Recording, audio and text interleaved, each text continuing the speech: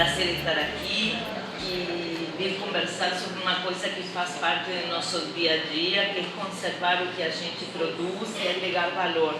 Os colegas que me antecederam falaram que 30% do produto que eles comercializam são manufaturados, ou seja, tem algum grau de processamento, mas isso corresponde a 70% do faturamento.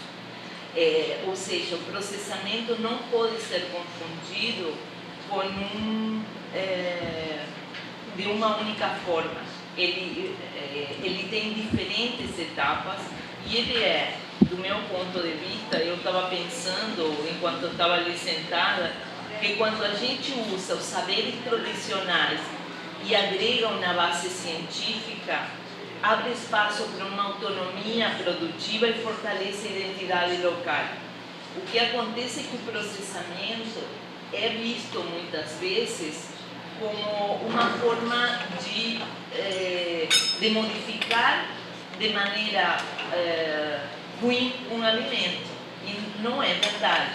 Há muitos processos que a gente precisaria pensar, e principalmente com frutas e hortaliças, que hoje correspondem a 40% do que vocês produzem no campo é desperdiciado ou é ficado no próprio campo. Então, a ideia é um pouco falar para vocês dessa perspectiva, né? Meu nome é Carmen Miller, eu sou engenheira de alimentos e minha linha de pesquisa é processamento de fruta e hortaliças. Eu trabalho com isso e trabalho com escalas pequenas de produção e escalas grandes também, né? Então, minha ideia é um pouco falar de tudo isso e ver o que a gente junta e o que serve para nós discutir um pouco isso. Bom, a primeira coisa é que quando pensamos em processamento e conservar alimentos, não é somente guardar comida, certo? Ele significa, para mim, né, resguardar o valor, muitas vezes nutricional desse produto, o sabor e uma história do processamento. Aqui na região sul, o pessoal, por exemplo, que é de origem alemã, faz o chucrute, minha sogra fazia o chucrute, fermentava, e é um produto que é tradicionalmente feito. Mas há um saber ali que é tradicional, mas de fato, para comercializar, precisa alguns requisitos que têm que estar postos. Não é suficiente eu saber fazer, né? Então, nesse sentido, eu acho que temos que pensar o processamento de alimentos como dimensões diferentes. Bom, eu tenho alimentos que têm uma riqueza nutricional muito grande, mas essa riqueza nutricional não é só para nós. Ela existe em uma dimensão muito maior, que é, por exemplo, insetos e inclusive micro-organismos, bactérias, fungos, leveduras. Então, o processamento ele vem do ponto de vista da tecnologia, da ciência de alimentos, como uma transformação consciente desse alimento a partir de quê? De uma alteração que eu promovo e que me permite aumentar a vida útil desse produto ou garantir uma segurança.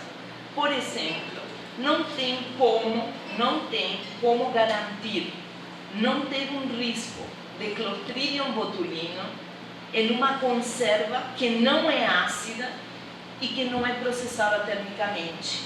Por exemplo, o que estou dizendo com isso? Não sei se vocês lembram, meio alarmante o que eu vou falar, mas eu sou rioplatense e sou dramática, certo? Então, não sei se vocês lembram que o ano passado uma moça consumiu um pesto feito artesanalmente. O pesto tinha Clostridium botulinum, que é o mesmo que a mulherada coloca para tirar essas marcas de expressão que eu tenho, mas é o mesmo, sabia?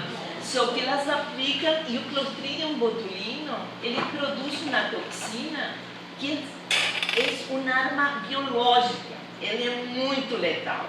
Ela teve amputação da mão, porque ele afeta o sistema nervoso. Então, quando a gente pensa em processamento, muitas vezes a gente não avalia o risco. E é um risco embutido em tudo isso, né? Só que, além disso, embora tenha uma questão de avaliação de risco e tal, eu tenho uma possibilidade de reduzir perdas, então processar aquilo que eu não consigo comercializar em natura, aumentar a renda, porque eu coloco valor, agrego valor no produto, valorizo os saberes que eu tenho e, ao mesmo tempo, crio uma linha de produção local, lembrando que o selo arte só existe para produtos de origem vegetal e alguns deles não existem para produtos de origem, existe para animal, não existe para vegetal. Só que quando eu penso em uma matéria-prima, a tendência que a gente tem é reproduzir uma forma de processamento que a gente conhece, certo? Se eu perguntasse para você que produto você processa de morango, a maioria de vocês vão dizer que geleia ou doce, porque é uma prática comum e é um saber que é passado. Só que há processamento de morango que agrega muito valor. Por exemplo, fazer morango em pó. Pode parecer uma coisa assim, não, para que vou querer um morango? Primeiro que eu não estou falando de deixar de consumir produtos in natura. O produto in natura é outra coisa, certo? O que eu estou falando é agregar valor e produzir produto que tem outra intensidade, outra utilidade. Então, por exemplo, vinagre de morango. Um vinagre de morango, esse vinagre de morango aí custa R$50. E é uma fermentação simples, uma fermentação asséptica, que muitos de vocês podem fazer com maçã. A secagem é um tipo de processamento que se aplica muito a produtos de origem vegetal e que facilita muito a comercialização, porque se você fizer uma proposta de embalagem adequada, você tem um produto que você pode usar infinitas formulações com uma vida de prateleira muito longa, certo? E você não está, você está concentrando, você está tirando água, mas não está modificando sensivelmente a composição do alimento. Então, nessa expectativa, a base de qualquer produto tem que ser uma matéria-prima de boa qualidade. O processamento não melhora a qualidade do produto. Então, se você produz em orgânico, você já sai de uma base de qualidade alta, entende? Só que não é suficiente isso. Eu tenho que fazer uma formulação adequada, tenho que fazer um processamento correto e tenho que fazer um processamento seguro, porque eu não sei quem está consumindo. Se essa pessoa, eu faço um doce, por alguma razão, porque o risco existe, ele está contaminado e ele me causa uma diarreia numa pessoa que está imunodeprimida, ele tem um impacto muito grande na saúde dessa pessoa, que é diferente, por exemplo, uma pessoa saudável. Não estou dizendo que todo mundo ter diarreia seja bom, mas eu estou dizendo que há aspecto que a gente não conhece, certo? Do consumidor quando faz um processamento. E o que acontece? A questão do processamento, grande detalhe de tudo isso, é que quando a gente pensa nas transformações das matérias-primas, ela tem duas características que são muito complicadas de a gente pensar em uma vida de prateleira longa. Por exemplo, qualquer fruta, qualquer hortaliça, a carne, o pescado, o ovo, eles têm muita água e muito nutriente. Essa combinação é muito frágil do ponto de vista de vida de prateleira, porque eu tenho um material que é instável, que ele vai degradar, queira eu, queira não. Eu posso minimizar, eu posso trabalhar com algumas estratégias, mas eu não consigo parar esse processo, a não ser que eu transforme ele. E para eu fazer essa transformação, há dois fatores que são importantes. Eu tenho que controlar o processo. O que é controlar o processo? Parece que estou falando assim de uma máquina que eu vou controlar. Não. Eu tenho que ter uma receita e uma maneira de fazer sempre igual, nas mesmas proporções. Por que estou falando isso? Porque você tem menos possibilidade, quando você repete a mesma forma, você tem menos possibilidade de errar no produto e na formulação do produto. Isso também te permite planejar a produção. né? E isso vai permitir, mesmo em escala pequena, você entender o custo do teu produto, o desperdício que você tem, a etapa onde você perde e onde você tem que entrar minimizando esses gastos e esses processos, né? Há exceções, eu coloquei esse como um parênteses, porque outro dia eu fui na feira e eu estava conversando com o feirante e uma questão que eu percebi que é uma perda muito grande de folhosas, por exemplo. As folhosas chega ao final da feira e você tem metade delas e não vão ser comercializadas porque a pessoa não vai comprar, se ela estiver murcha, né? Então, o que acontece? As frutas e as hortaliças, elas continuam respirando depois que você escolhe, que é a colheita. E esse processo, até chegar na produção do produto, já seja uma polpa congelada, já seja um minimamente processado, um suco, ou uma geleia, ou um doce, todas as etapas vão influenciar. Então, o pessoal do chão falou da questão da câmara fria. Se eles não tivessem uma câmara fria, eles não conseguiriam fazer um controle de toque. Porque o que faz a câmara fria? O que a gente faz na geladeira em casa. Abaixa a temperatura e todas essas folhosas, essas frutas, essas hortaliças diminuem a velocidade que respiram. E aí demora mais tempo para eles entrar num processo de senescência, que a gente chama de morte celular. O que acontece? Outro fator importante é a higienização. Por quê? Porque muitas dessas hortaliças, elas estão em contato direto com o chão. E as práticas orgânicas fazem com que eles tenham contagens de micro-organismos altos, porque eu não uso veneno. Então, o veneno não é bom para nós, mas também não é bom para o micro-organismo. Então, eles se reproduzem. Então, fungo, por exemplo, que estão naturalmente no chão, estão presentes e contaminam essas. Então, por exemplo, higienização dessas hortaliças, dessas frutas, melhora o tempo de prateleira delas. A área de processamento, eles não podem participar daí, não tenho nada contra. Eu tenho minha gata, se chama perestroika, é uma amada, mas na cozinha ela não entra, certo? Há um cuidado ali, porque o animal não tem controle, eu que tenho que impor. Então a área de processamento não pode ter circulação de animais, certo? O crescimento de micro-organismos, eu vou deixar ele para último, porque eu vou explicar por que eles crescem e como a gente interfere sobre ele. Atividade enzimática. A atividade enzimática tem esse nome esquisito, mas é o que acontece quando você corta na batata doce, ou você corta na batata e começa a escurecer. Se eu for secar uma maçã, eu vou ter que fazer alguma intervenção para que ela não escureça, porque na secagem ela vai escurecer um monte. Certo? Não é eu ter assado ele, é eu conseguir que a umidade que está no ar não chegue nele. Tanto é que se você abre um pacote de biscoito hoje e deixa para amanhã, ele está mole. Ele absorve a umidade. Então, o que me garante um biscoito de qualidade longa não é o assamento, é a embalagem. Então, por quê? Porque é um produto que se hidrata, ele tem pouca água e se hidrata. Agora, se eu tenho um produto com alta quantidade de água, por exemplo, vou dar um exemplo que hoje sorteio os cachorros no meu filho pequeno, porque ele não tapou o presunto na geladeira. A geladeira desidrata.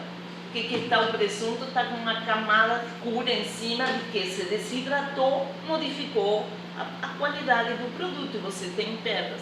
Então, o que eu penso que processamento pode promover?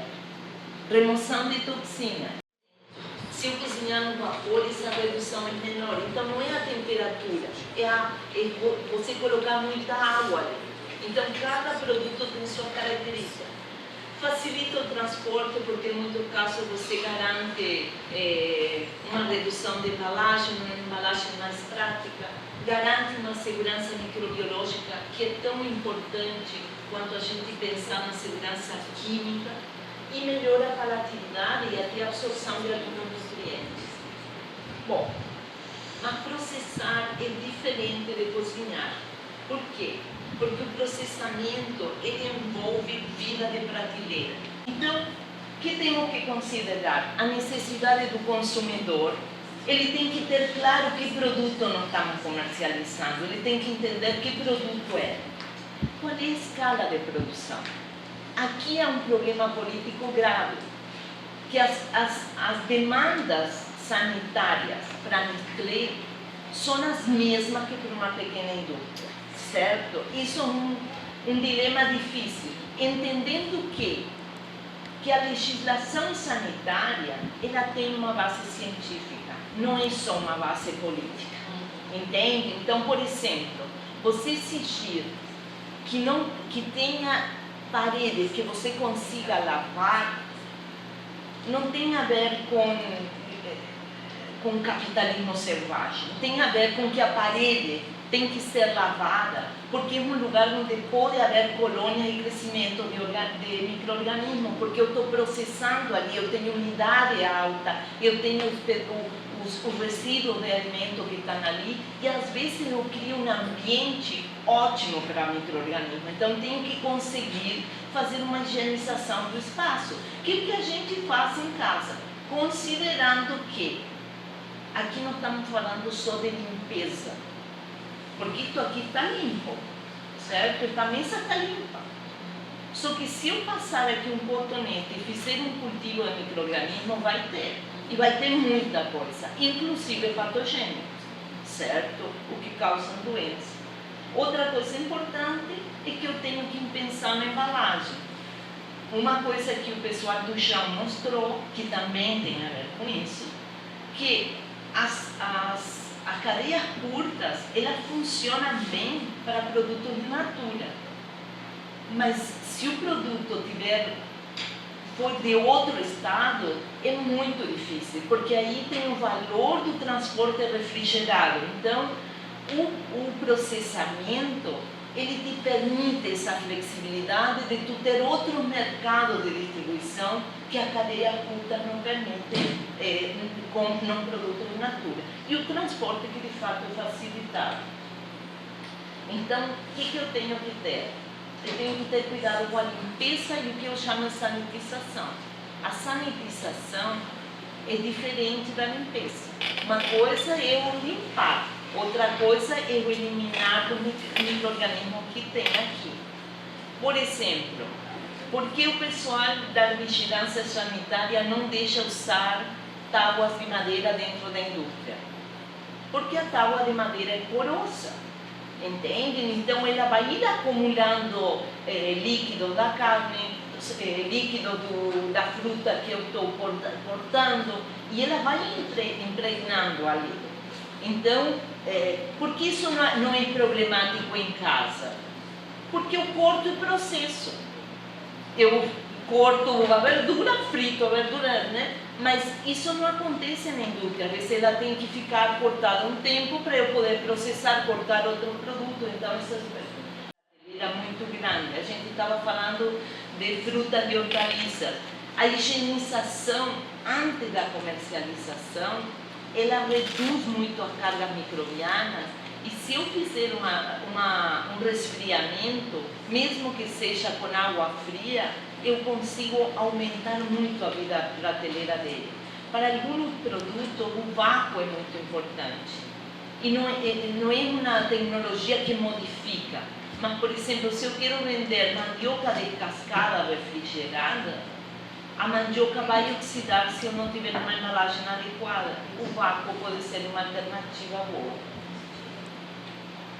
Então, eu entendo o processamento como uma estratégia de renda, como uma forma de aproveitar produtos que não têm um padrão comercial, né? Embora o consumidor eles têm mudando essa percepção sobre o padrão de comercialização, mas ainda é uma coisa importante, né? Você fazer dessas matérias-primas produtos novos, com utilidades novas, agregar valor, né? Permitir uma venda de um produto o ano inteiro. Por exemplo, minha linha de pesquisa é trabalhar com frutas endêmicas. Então eu trabalho com cambucá, grumixama, araçá, feijoa. A grumixama, a vida útil, ela produz de dezembro e janeiro. Se eu não processar, não fizer algo, não vou ter mais. Então, por exemplo, agora estamos fazendo um produto que é uma bebida com grumixama, que é uma bebida que secamos a grumixama, usamos uma tecnologia que se chama secagem leito-espuma, fazemos um envelopezinho assim de... Outra coisa importante, que é importante fortalecer esses saberes, deixa eu ver, estou muito passada, não, né? Tu me avisa quando falte Tiago, tu me avisa. Fortalecer esses saberes que podem abrir uma perspectiva diferente. Eu sei que no Brasil tem um perfil de conserva, né? Aqui da região sul, do Nordeste tem as pimentas e tal. Mas, por exemplo, eu não comercializo, mas eu faço em casa, para mim, uma conserva que é tradicional dos meus avós, que é limão com sal. Vocês já comeram limão? O melhor é o limão siciliano. Tu coloca um monte de sal e prensa ele fermenta, ele faz um processo fermentativo e depois tu come isso com carne. É uma delícia, mas aqui ninguém conhece, entende? Então, compartilhar essa forma pode dar uma utilidade para produto e particularmente o meu fica muito bom, mas é um produto que poderia ser, ou compartilhar produtos, entende? Que há diferentes formas. O outro dia fiquei pensando, a Daina foi minha aluna, né, na CTA, e eu tenho uma disciplina que se chama Planejamento e Projeto. E aí, um dia eu estava falando com os alunos e elas pensaram em fazer um produto que era fazer como se faz cereja mavasquino, sabe, o licor, mas fazer com pitanga. Eu gosto muito de pitanga. Só que a pitanga foi um desafio. Porque a pitanga, quando ela amadurece, que tem um gosto menos ácido, tu tira o caroço e ela desmonta, certo? Então, o que nós fizemos? Nós pegamos, fizemos a polpa da pitanga e reconstituímos a pitanga. Fizemos um molde, nós não tínhamos um molde industrial, fizemos aquele molde de sabonete, sabe? E colocamos no licor. E ficou uma coisa maravilhosa, uma delícia, super bom. Teve outra aluna que fez um produto muito interessante, já vou terminar, que foi, por exemplo, nós moramos em Florianópolis, é uma ilha. Que produto vocês conhecem de pescado e de ostra feito aqui? Não entendi a pergunta. É só o congelado, é só e ostra, o que se faz de ostra? A única ostra que se consegue congelar é a que está aquela que eles fazem como que gratinada, né? E que tem um congelamento muito ruim, certo? Porque é lento e tem algum, né? Nós fizemos patês de ostra, fizemos defumação de mexilhão e de ostra, fizemos molho de ostra, que é um molho da culinária oriental também, mas que todo o molho que nós consumimos aqui é importado, é caríssimo. Ou seja, há uma infinidade de produtos que podem ser feitos a partir dessa perspectiva.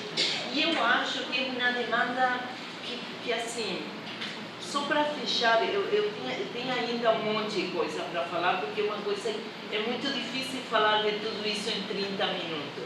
Mas eu entendo que tem que traçar estratégias de produção coletiva. Não vai ser... Há um intermédio entre fazer uma indústria enorme, como se o Terra Viva, e eu fazer o processamento em casa. Nesse meio tempo, nesse intervalo, a forma de processar, que são coletivamente, abarata o processo de construção sanitária e permite que você comercialize de maneira segura. Porque o medo maior, assim, eu como uma pessoa que vê, meus filhos falam que eu vejo micro-organismos em todo lado, mas eles estão mesmo, eu não vejo, mas sei que eles estão. É qual? É que você produz um produto e a gente sabe que enquanto o produto está tudo bem, esse consumidor ele é fiel, mas o dia que der um problema, ele para de comercializar. Posso contar um caso e aí contar.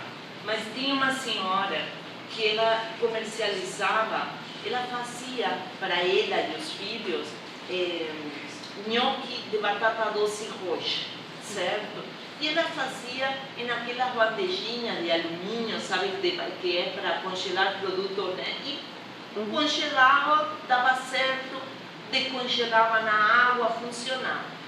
Na pandemia, ela começou a produzir para vender, porque aí conseguia entregar, pá. Só que ela aumentou a bandeja, fez aquela bandeja maior, deu mais ou menos, mas foi. Aí ela quis vender institucionalmente, ela começou a botar em um saquinho. Essa mudança fez com que o saquinho com nhoque dela, quando ela colocou dentro da panela, virasse uma sopa de batata doce roxa. E ela teve que reformular todo o produto. Por quê? Porque ali tinha um problema de processamento, o congelamento era muito lento, para essa quantidade, entende? Então eu acho que o processamento é um desafio tecnológico, científico, mas acho que a gente tem na universidade, tem estratégia para fazer isso, a gente está disposto a ajudar nisso, mas tem que ter esse olhar cuidadoso sobre os processos, para a gente não correr nenhum risco e ter uma certeza de que está tudo certo. Tá bom? Obrigada, Chica. A Carmen vem o tempo todo nos sinalizando que não adianta nada a gente ter um produto de ótima procedência, né, Carmen?